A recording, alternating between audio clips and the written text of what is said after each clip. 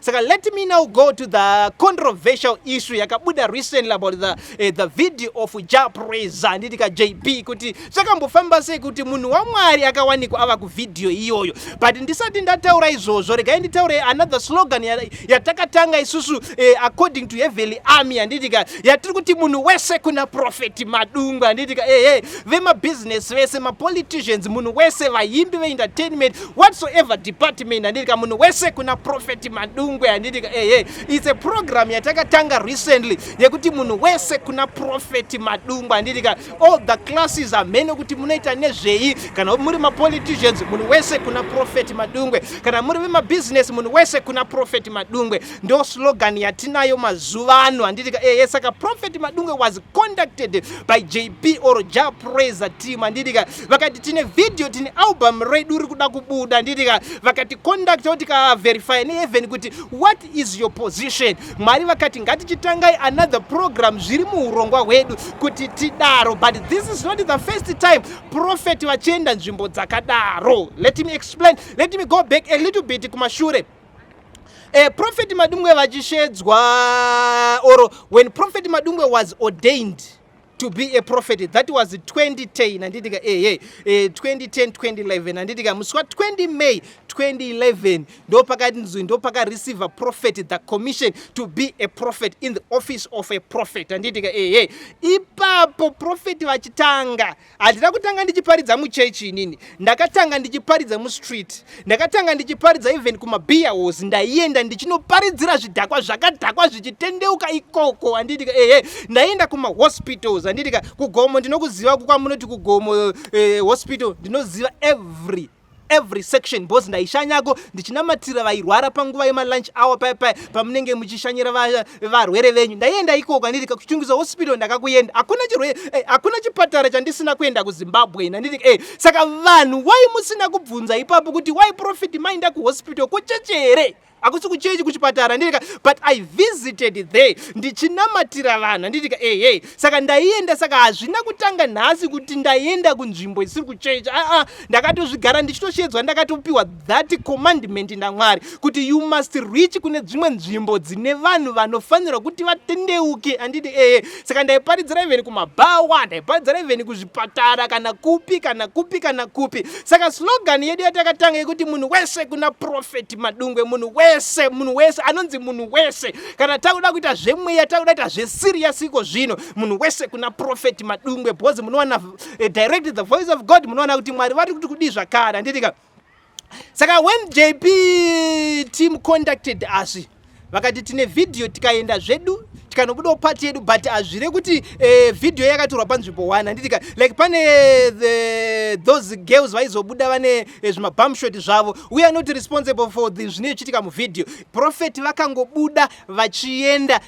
takangono launchera that video party yedu takaenda kujere ndokati tina na JP na Fandani vana Vanjoga vana Butis anditika tikaenda ikoko then panwe munhu akazobvunza kuti awai pane mwe zvakazomboitwa na Butis tiri ikoko isusu we are not responsible for anything munhu wese ane inonzi free will of choice kuita zvaada hatina munhu atinorambidza kuti itachakati isusu anditika so they conducted us ndobva taenda zvedu but mission yedu was to visit the prison taida kunoonawo vasungwa vari ikoko sezvinonzi neBhaibheri you must visit vanhu varinenge vari kumaprisons anditika saka prophet Madungwe vakaenda vakapfekawo hembe yekujera anditika kuti vanyatsokufila kuti vanhu vaya zvinombo how do they feel anditika ndakaenda ndikava I had nice time with them those guys anditika takava nenguva yakanaka with those prisoners takapfeka takafanana nawo navo because haungasviki kuti aiwa zvinoita kune munhu iwe wakapfeka zisutu rako aiwa zvibudi it's mockery to a person unofanira kuzviredusa kuenda musame level nemunhu wacho anditika kana waenda same level mochiteka kutaurana muri pa same level anditika saka takavisita there on our mission yekushanyirawo the prisons we went although tatina na Prayzah anditika tichita video tichitaura nevanhu tichiona tichibvunza nyaya dzavo machitaura ndakasunga nemhosva yekati anditika tichitaura navo we had nice time with them avasi vanhu vakamboipa vaya kana une hama yako futi it's a sin kana usiri kutomushanyira anditika you must visit your relative kana ari kujera handiti saka tinoti who to those vanodadira vanhu vavo vari kujere. Prophet Madungwe went vakapfeka hembe, thus humility handiti because a prophet the new evil army commander vanga vakapfeka hembe yekujerewa handiti vachiparidzira vanhu ikoko. So pavideo ndakabuda ndine bhaibheri rangu. Yes, that's evangelism, but the Bible says go ye there and preach handiti munhu ukandiona ndabuda pavideo pai ndakabata bhaibheri rangu wakutoziva kuti aiwa rumeka kuna Mwari kudenga vanhu munofanirwa kunamata. So that was my party chete, zvezvimwe aiwa is not my part handiti saka ndo zvatakabudira ipapo. But let us come back now to the spiritual realms kuti zvinombofamba sei. Jesu even paakauya panyika vanhu vakatanga kunetsana naye. Anosvika panoti iwe Zakeyo hande kumba kwangu. Zakeyo was a tax collector handiti yanga iri mbavha because mubhaibheri vanhu vainzi matax collector dzadziri mbavha handiti vanhu vaibira vanhu. Saka vanhu vaiti vakaona a tax collector vaiti imbavha iri kutibira mari dzedu handiti then Jesu ndobva asarudza pavanhu vese akati Zakeyo nhasi ndiri kuenda kumba kwako kunodya kumba kwako. Esina vanhu hazvina kuvaitira zvakanaka handiti kuti unochuza Lazarus sei. Saka madecisions atinoita yesu tinozati vamwe vanhu they can protest kuti yese vakazonena Prayzah vakazoti aiwa ndinotoda kufamba nevanhu vacho vamusingafungidziri kuti ndo vatinofamba navo. I was not sent for the righteous, please guys handiti I was sent for anyone who is lost. I'm sent kune vanhu ndokwandotoda ikoko kuma prisons tichivanamatira tichivatendeutsa tichitodii kuma hospital ndokwedu chaiko kwete muchechi. I was not called to preach in a church inini handiti I'm called to evangelize. Go ye there kwamusingafungidziri ikoko handiti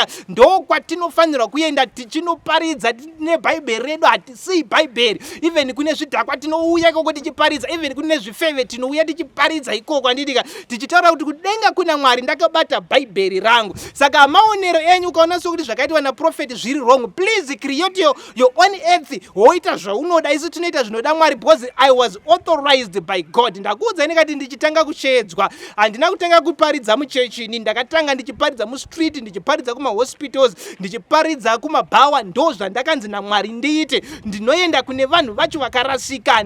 Zvemuchechi handitofari because muchechi inonzi it's a motivational Sunday patinoungana paya sema Christians handiti tiri kumotivetana handiti but harisiro basa rangu randakatumirwa. My major job nderekuenda kuvatadzi ikoko kunde kwacho kwamusingafungidziri. Kana une bhawa rako chitoinvita Prophet Madungwe ndiwe ndizoparidza muzvidhakwa izvozvo zvitendeuke zvizive kuti kudenga kuna Mwari, zvisiye zvivi. Saka kana wafunga kuparidzira vatadzi enda kwavari vatadzi vacho kwete kuti unenge uri kupi. Jesu aivavingira. Zakeyo ndiye akaenda kumba kwa Jesu handiti Zakeyo Jesu ndiye akaenda kumba kwa Zakeyo nokuti Zakeyo ndiye akavinga Jesu. Zakeyo akavingirwa naJesu. Saka who I am ndinoteerera my boss Jesus Christ, ndinofollowa his footsteps. Akaenda kunoparidzira Zakeyo kumba kwake, a tax collector. Pano umwe mukadzi zvakare akauya akarara pamakumbo aJesu handiti vanhu vaizviona vaiti Jesu akutoita zverudo, Jesu akuita chi. Aiwa takauya, we must accommodate those guys handiti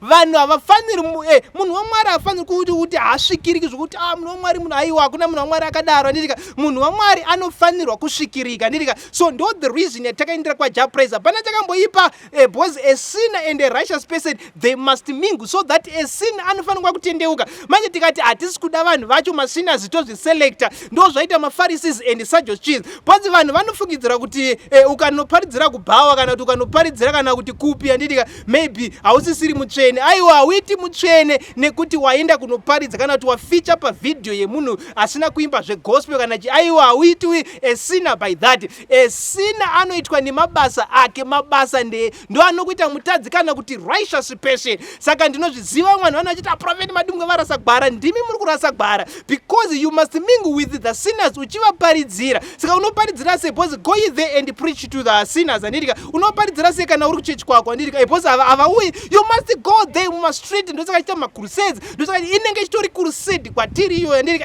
takaenda tikanoita crusade ikoko kune vakatotendeuka izvo zvavakatoti aprofeti vakauya vatiudza kuti kudenga kuna Mwari vakatotendeuka. Saka zvatakaita it was supported by God and ticharamba tichizviita. And let me clarify kuti the door rakanzi munhu wese kuna Prophet Madungwe. Kana une business rako handitika we are here tisvike ipapo handitika to advertise business rako toita zvatinoita tobva taenda. Kana une tinatoparidza zvese tava kuita hakuna kwandisingasviki handitika ndakamboita amwe anonzi personal visit kune dzimwe nzvimbo vana Mutare ndakasvika, Upi ndakasvika, vana Chipinge ndakasvika, vana Chimanimani, vana Blawai, but hauzvizivi ndinongosvika ndosvikira vanhu vandiri kuda ndovaona ndoita zvakati. Saka hapana chakamboipa pane zvatakaita kubuda pa video raJah Prayzah. Isusu taingotanga tiriko for the evangelism kuona maprisoners tichivaita inonzi encouragement handitika kuti guys soldier on handitika there is life after this handitika. Saka ndo zvatakaita. Saka hapana chakamboipa nekuti esina nemarighteous they must mingle so that handitika bhazi tikasasangana masinners acho vachauya sei kuna Mwari?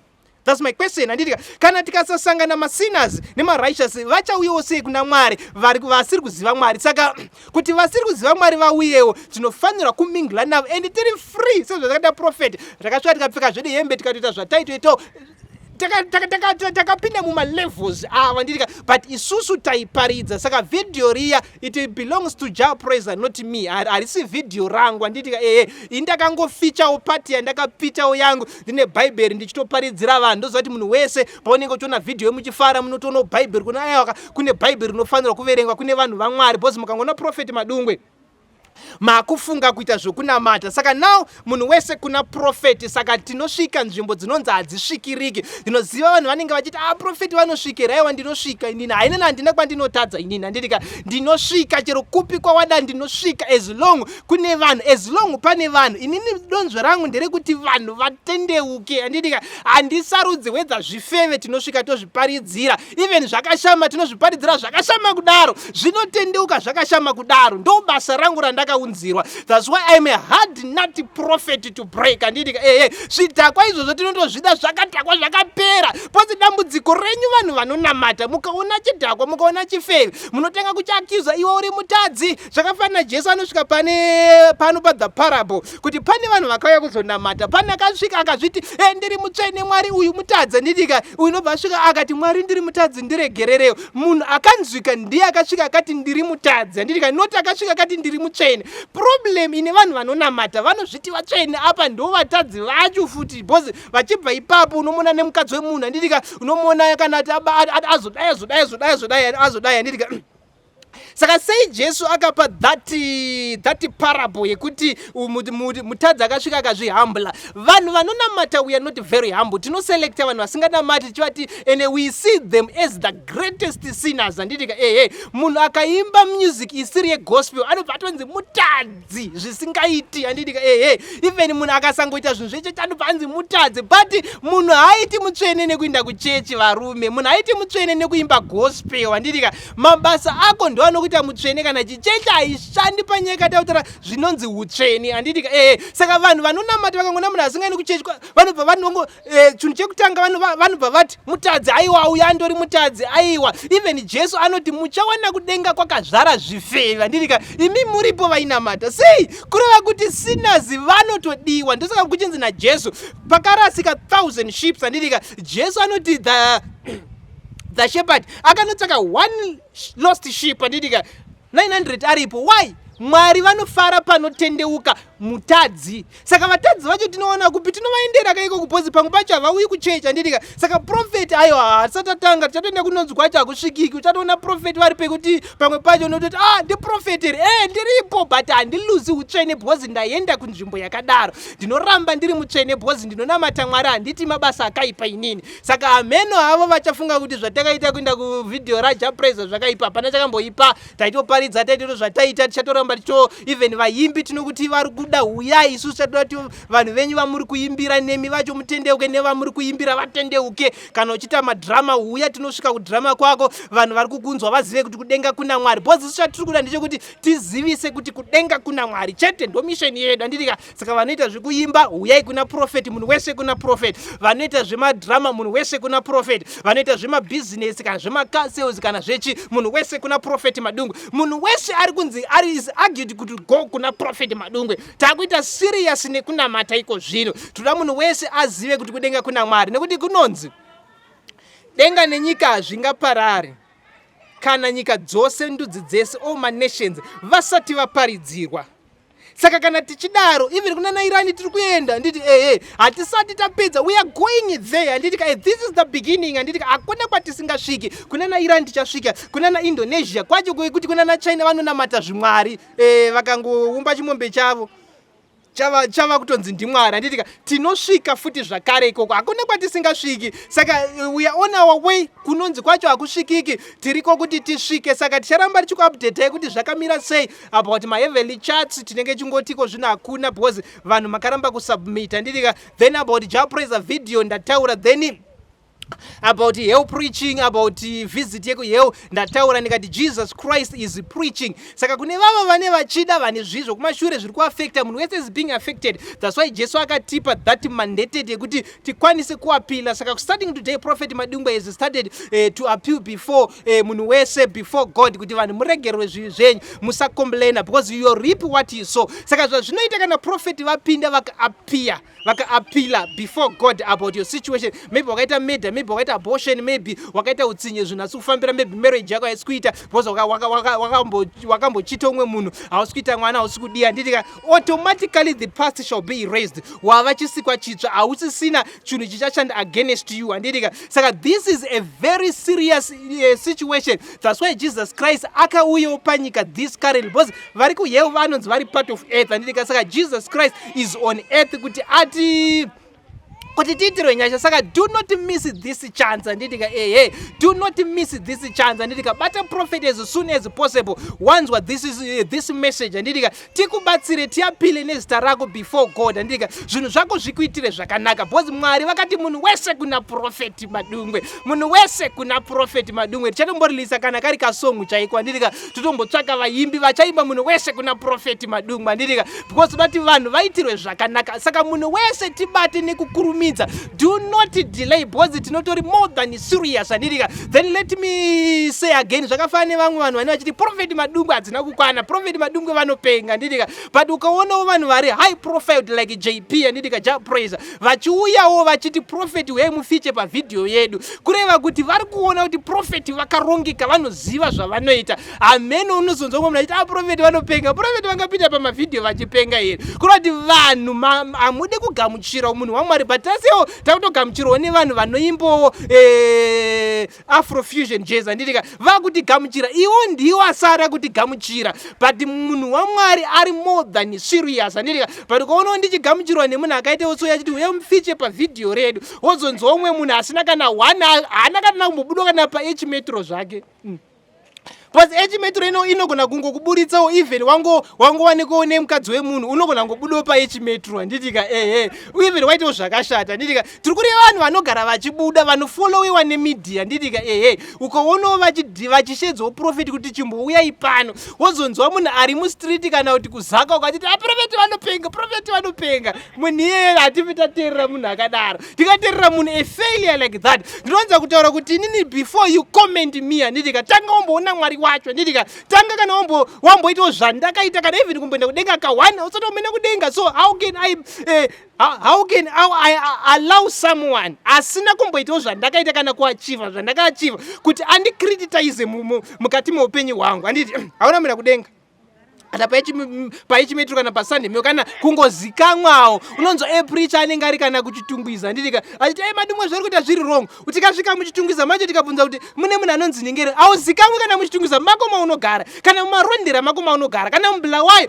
But nhasi tikasvika mubulawayo tikati do you know prophet Madungwe, unonzwa achiti yes hatinoziva munhu waMwari anditika. But unonzwa munhu asina kana kwanozikamwa achiti prophet Madungwe vanopenga. Haiwa kuna zvinhu zvakadaro. Kana uri sewa hautorina kana checha, haukwanisi kana kutendetsa kana munhu one, hauna kana munhu wekuti paunofamba anotomboti ndipewo self newa nditika. Then I will not allow failures to judge me or to criticize me. Hatifi ndabvuma zvinhu zvakadaro anditika tanga wandiratidza kuti wakamboitewo muupenyu anditika, then you can criticize me anditika. But kana usina chawakaita, please shut your mouth and keep quiet forever anditika. Toita basa raMwari anditika because isusu hatibvumi kana even anyone who insult us anditika. The government of Zimbabwe yakaisa mutemo unonzi freedom of worship. Munhu wese anovhumudza kunamata zvaanoda. Munhu akanamata zuva hauna right yekumu-accuser. Even kunditi ndinopenga ndichatanga kusuwa vanhu manje zvangu so because ndava more than serious. Anditi because unenge uchindi insult ukanditi ndinopenga because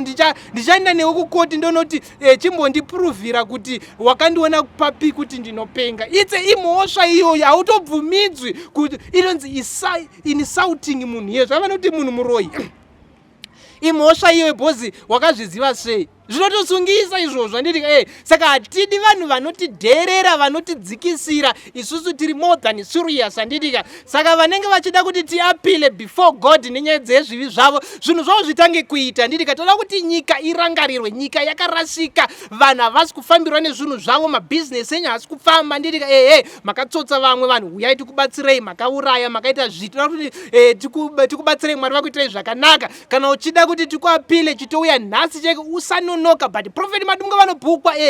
Ini ndinobhukwa because haungokani wangosvika kataura then about hell preaching, about visit yeku hell ndataura ndikati Jesus Christ is preaching. Saka kune vava vane vachida vane zvizvo kumashure zviri kuaffecta, munhu wese is being affected. That's why Jesu akatipa that mandated yekuti tikwanise kuapila. Saka starting today Prophet Madungwe has started to appeal before munhu wese, before God, kuti vanhu muregerwe zvivi zvenyu, musacomplaina because you reap what you sow. Saka zvinoita kana prophet vapinda vakaapila before God about your situation. Maybe wakaita murder, maybe wakaita abortion, maybe wakaita utsinye zvinhu asi kufambira, maybe marriage yako haisi kuita because wakambochita umwe munhu, hausi kuita mwana, hausi kudiya. Nditika automatically the past shall be erased. Wava chisikwa chitsva, hausisina chinhu chichashanda against you. Handitika saka this is a very serious situation. That's why Jesus Christ akauyawo panyika this current because vari kuhell vanonzi vari part of earth. Handitika saka Jesus Christ is on earth kuti kuti tiitirwe nyasha. Saka do not miss this chance. Handitika do not miss this chance. Handitika bata prophet as soon as possible. Wanzwa this message. Handitika tikubatsire tiapile nezita rako before God. Handitika zvinhu zvako zvikuitire zvakanaka because Mwari vakati munhu wese kuna Prophet Madungwe, munhu wese kuna Prophet Madungwe. Tichatomborilisa kana kari kasongu chaiko. Handitika totombotsvaka vaimbi vachaimba munhu wese kuna Prophet Madungwe. Handitika because vati vanhu vaitirwe zvakanaka. Saka munhu wese tibate nekukurumidza. Do not delay because tinotori more than serious. Handitika then let me say again, zvakafana nevamwe vanhu vane vachiti Prophet Madungwe hadzina kukwana, Prophet Madungwe vanopenga. Handitika but ukaonawo vanhu vari high profile like JP, handitika Prayzah, vachiuyawo vachiti prophet wei mufiche pavidhio yedu, kureva kuti vari kuona kuti prophet vakarongeka, vanoziva zvavanoita. Amen. Unozonzwa munhu achiti prophet vanopenga, prophet vangapinda pamavidhio vachipenga here. Kureva kuti vanhu hamude kugamuchira munhu waMwari. But tasiwo takutogamuchirawo nevanhu vanoimbawo Afrofusion jazz. Handitika vakuti gamuchira, iwo ndiwo asara kuti gamuchira, but munhu waMwari ari more than serious. Handitika but ukaonawo ndichigamuchirwa nemunhu akaitawo so yachiti uye mufiche pavidhio redu, wozonzwa umwe munhu asina kana haana kana kumbobuda kana pa metro zvake.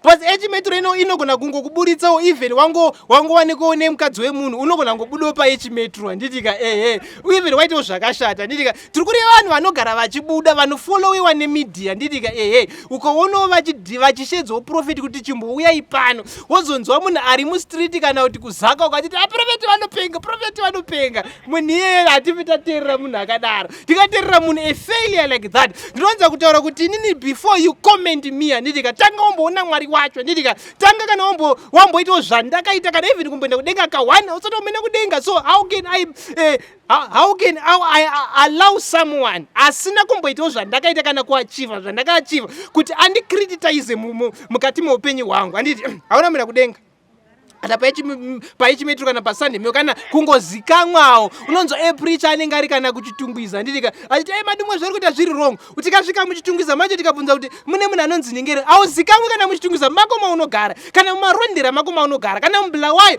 But nhasi tikasvika mubulawayo tikati do you know Prophet Madungwe? Unonzwa achiti yes hatinowaziva munhu waMwari. Handitika but unonzwa munhu asina kana kwanozikamwa achiti Prophet Madungwe vanopenga. Haiwa kuna zvinhu zvakadaro. Kana uri sewa hautorina kana checha, haukwanisi kana kutendetsa kana munhu one. hauna kana munhu wekuti paunofamba anotomboti ndipewo self newa handitika, then I will not allow failures to judge me or to criticize me. Hatifi ndabvuma zvinhu zvakadaro handitika, tanga wandiratidza kuti wakamboitewo muupenyu handitika, then you can criticize me handitika, but kana usina chawakaita, please shut your mouth and keep quiet forever handitika, toita basa raMwari handitika, because isusu hatibvumi kana even anyone who insult us handitika. The government of Zimbabwe yakaisa mutemo unonzi freedom of worship. Munhu wese anobvumudza kunamata zvaanoda. Munhu akanamata zuva hauna right yekumu accuser. Even kunditi ndinopenga ndichatera kusuwa vanhu manje zvangu, so because ndava more than serious handitika, because unenge uchindi insult ukanditi ndinopenga, because ndichaenda newe kukoti ndonoti chimbondipuruvhira kuti wakandiona papi kuti ndinopenga. It's imhosva iyoyo, hautobvumidzwi kuti inonzi insulting munhu iye, zvavana kuti munhu muroyi imhosva iyoyo, bhozi wakazviziva sei? Zvinotosungisa izvozvo handitika, saka hatidi vanhu vanotidherera vanotidzikisira. Isusu tiri more than serious handitika, saka vanenge vachida kuti tiapile before God nenyaya dzezvivi zvavo, zvinhu zvavo zvitange kuita handitika. Toda kuti nyika irangarirwe, nyika yakarasika, vanhu havasi kufambirwa nezvinhu zvavo, mabhizinesi enyu hasi kufamba handitika, makatsotsa vamwe vanhu, uyai tikubatsirei, makauraya, makaita zvitu. Toda kuti tikubatsirei, Mwari vakuitirei zvakanaka. Kana uchida kuti tikuapile, chitouya nhasi cheke, usanonoka. But Prophet Madungwe vanobhukwa, ini ndinobhukwa, bhoza haungokani wangosvika kasemweyo tsvina pandiri ngoti wangosvika te ndangosvika, so aiwa kaunobhuka Prophet Madungwe vanobhukwa. Chinonzi booking, let me explain. Chinonzi booking kungora kuti uri kupiwa nguva yako kuti na10 musi wa30 November inenge iri nguva yako naProfeti. You're entitled ipapo kuti panguva iyoyo it's a must handitika, ndombosiya prayer, ndombosiya maprayer request handitika, ndonyatsokumbokuseva, ndonyatsokuita zvese. Saka Prophet Madungwe vanobhukwa, haungokarikani wangoti unogona kuuyowana kana handitoriko kuofisi kwacho handitika, iwo ruti ndoda kuona Prophet Madungwe. Saka unobhuka kuti zvive zvinhu zvakarongeka. Ini ndakarongeka, bhozi muHeavenly Army takarongeka, saka even zvepanyika takarongeka, saka it's not a sin. Although kana tichita booking you notify amount you afford, izvo that's our protocol, you follow that handitika, bhozi but tinokuitira pacho kuti tite 1-on-1 panobhadharwa, bhozi hatitiri musango. Ini handisi wemasowe, handisi wemasowe kuti ndongomira pasi pemuti ndototi ndakutokunamatira, aiwa ndinoitiro mubuilding mune feni mune chii handitika, zvese zvinobhadharwa, so you cater for those netransport nechi, saka ndozvinonzi you notify amount you afford handitika. But kuona munhu waMwari it's free, but patiri kuitira panoda mari handitika, ndo mari inoenda ikoko kwacho handitika, kana kuti even ndite simba rekutaura newe ndite simba ndichada kudi kumbong'oka drink ka, even the Bible says do not see the man of God empty handed. Vana so vachida kunoona the prophet Samuel handitika, vanosvika vakati tinei tinopa muranda waMwari. It's a law, hazvitobvumidzwi kuona munhu waMwari usitorina kana chinhu, you must bring something handitika. Saka haubvumidzwi kuona prophet usina anything, you must bring something handitika, vane chavakatorwa kana nacho kumuprofita vakasevwa, hakusi kubhadharisa handitika. Tikadako kubhadharisa mufima kuti hakuna kana anokwanisa kuona Prophet Madungwe muupenyu hwake, hakuna, because you cannot pay me kana ndikada kuti Heavenly Army commander, because earth and heaven belongs to Heavenly Army handitika, that's a special group handitika riku heaven. Saka iwewe ukada kuti wewe uti bhuke chako kuti tikubhadharise kuti uone munhu waMwari, Zimbabwe tinogona kuiti yese tipe unozoikwanisa here. Mari hatitengwi nemari, because silver and gold hatinei nezvakesari zvanditika, saka haukwanisi, is just appreciation handitika, saka munhu wese kuna Prophet Madungwe. Saka ndinei ndataura ndichiclarify, but let me give you kuti unotibata papi. Kana uri paWhatsApp unouya unoconfirma paWhatsApp, unouya +263 776 23 ndo paunoita mabookings ako. Kana uchida holy water unouya ipapo, it kills all the diseases, even coronavirus inokwanisa kuita killed by the holy water. Kana pari pa Facebook, please follow the rightful platforms handitika, follow Prophet Madungwe church page handitika, Prophet Madungwe church page anditi kana iri Instagram follow talent Madungwe, kana iri Facebook futi pa personal account follow talent Madungwe, kana iri Twitter follow real Prophet Madungwe. Tine ma accounts mamwe ma ghost ekuti haasi edu, saka number dzandakutaura +2637762 156 ndo dzamunoinda mobvunza idzodzo kuti ndizvo here message yabuda. Vanhu sepa Prayzah vanhu vakauya vakandibvunza vakati munhu waMwari tibatsirei kuti ndizvo here, ngati wanda ndiripo pa video. Saka the door is open to everyone. Isusu hatisarudzi munhu, whether you're a musician, you're a politician, you're free kuya kuna prophet kana uchida tifiche pa kana iri advert yekuti uda kukwanisa kuadvertise business rako. Hakuna munhu anoita remain the same auna prophet. Even tikauya pa business pako, even kumichato ndinoenda wani titombosvika zvedu toficha pa muchato wako. Muchato wako unobva waita waita nditika zvinobva zvangoita uchiremera kungoti zvingotyisa suwa nditika